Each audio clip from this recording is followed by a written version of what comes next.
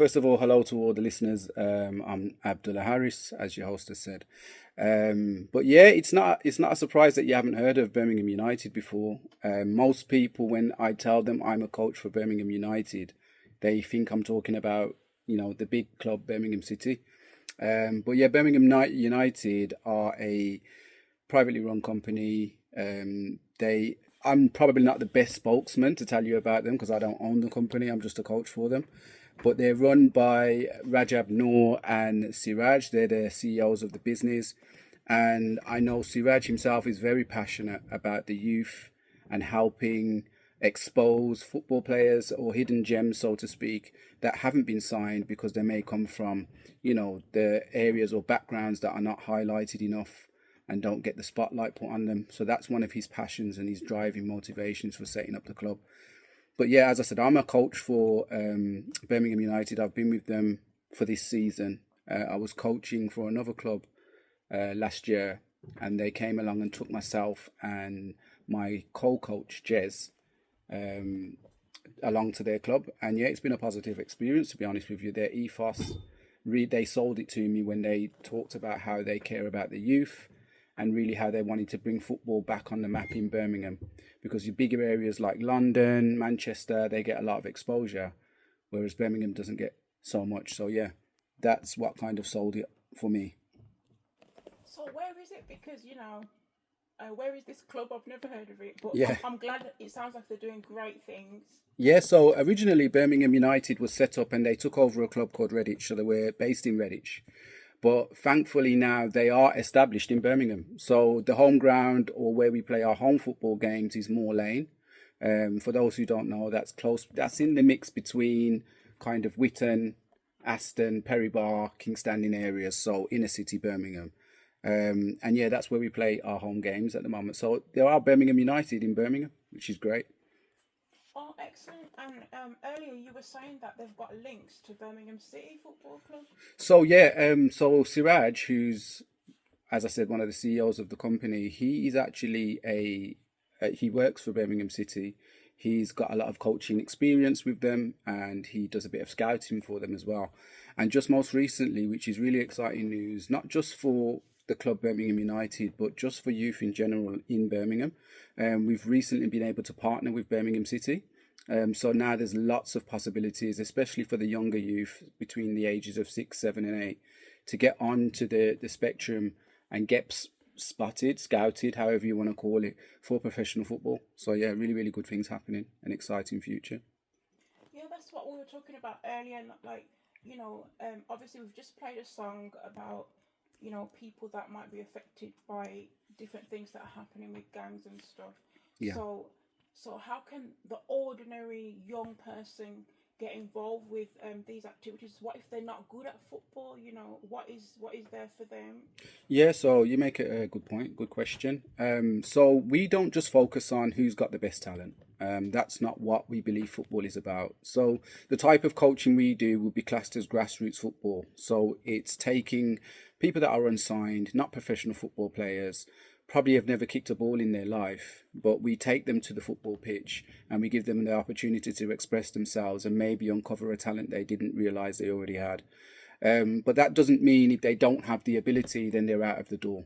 So at Birmingham United, what I've seen especially, and I have seen it through grassroots football in general, is that there's opportunities for players to grow and develop no matter what level they are at in football. But also, as I was explaining to you earlier, we don't see football as just a game, and it does sound cliche, but it's true.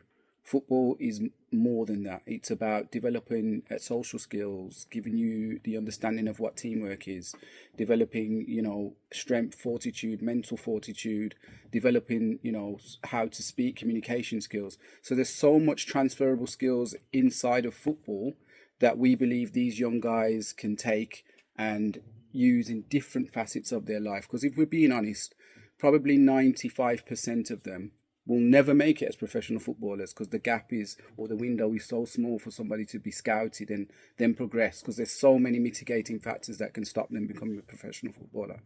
But what we hope is that when they leave us, they leave more employable. So there's a lot more accessibility to jobs for them, and they have more confidence, and they have new skill sets that they've learned while being with us. Yeah, and you also mentioned earlier that they also allow people with disabilities to get involved. Can you talk a bit about that? Yeah, sure. So obviously, one of the hidden disabilities, or one of the disabilities we're not really, I mean, now it's getting better, but probably things like autism, which is a disability that a lot of people don't understand.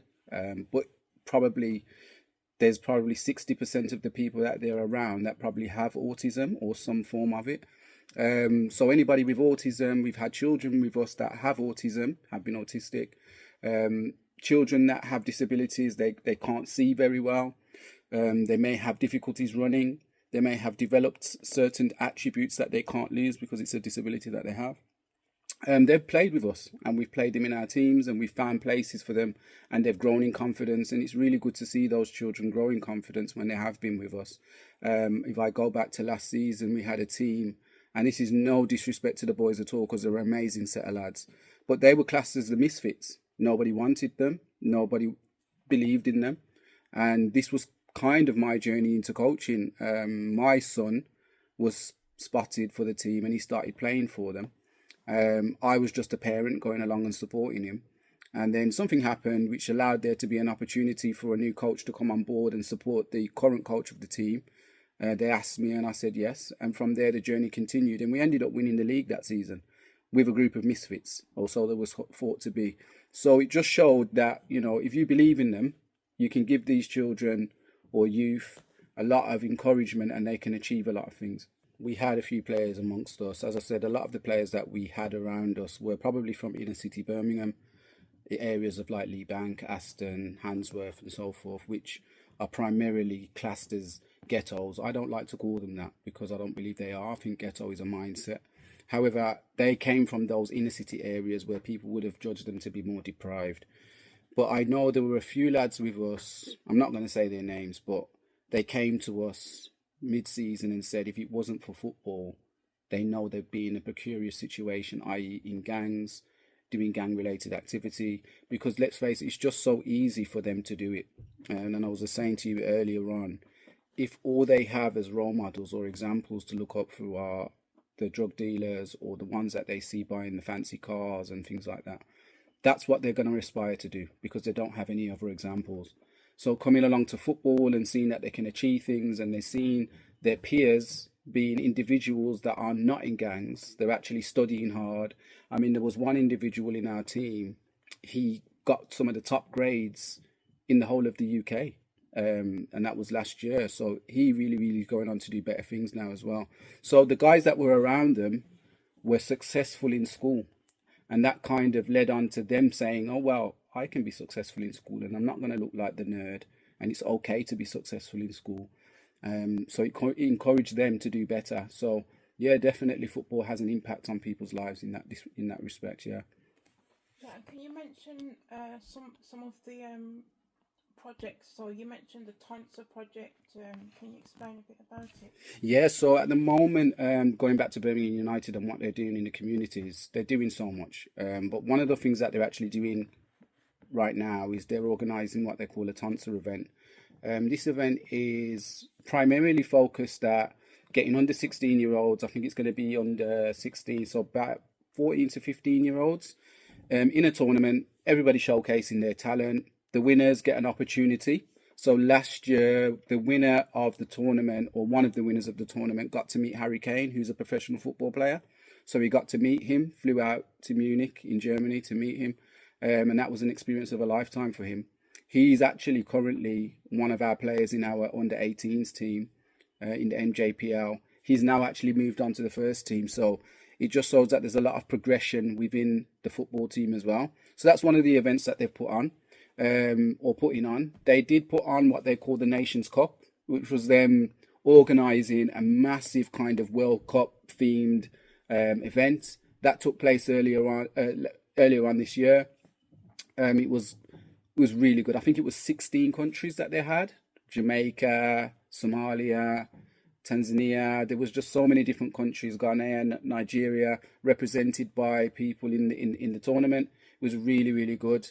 Brazil. There was so much, and it was really, really, really good. So they do things like that for the community. It was free of charge. You didn't have to pay to get in at all or anything like that. And I think there was way over probably 1,000 people that attended. So it was really, really good. That was how they're at Castle Vale. And I know they're in the process of doing another one of those, and that will now be 32 because the feedback was so good. They're now going to do 32 countries as opposed to 16. So yeah, they're doing a lot of things in the community, and every Saturday they do have, or every week I should say, they do have open sessions where you can just bring your child along. You can come and get them to play football, and just socialize if that's what they want to do. So many, many things they're doing in the community, and I know there's a lot of things in the pipeline as well. Okay, so if someone wants to bring their child, like say every Saturday or something? So there's, depending on the age group, there's Saturdays, Wednesdays, Thursdays. So there's different sessions for different age groups. But if somebody wants to bring their child along, all they need to do is hit up social media, go on Instagram and hit up Birmingham United, or it's Be United on Instagram. Twitter, you can find them on there, or X as it's called now. But yeah, you can access us through all the social media platforms. You should find us on there.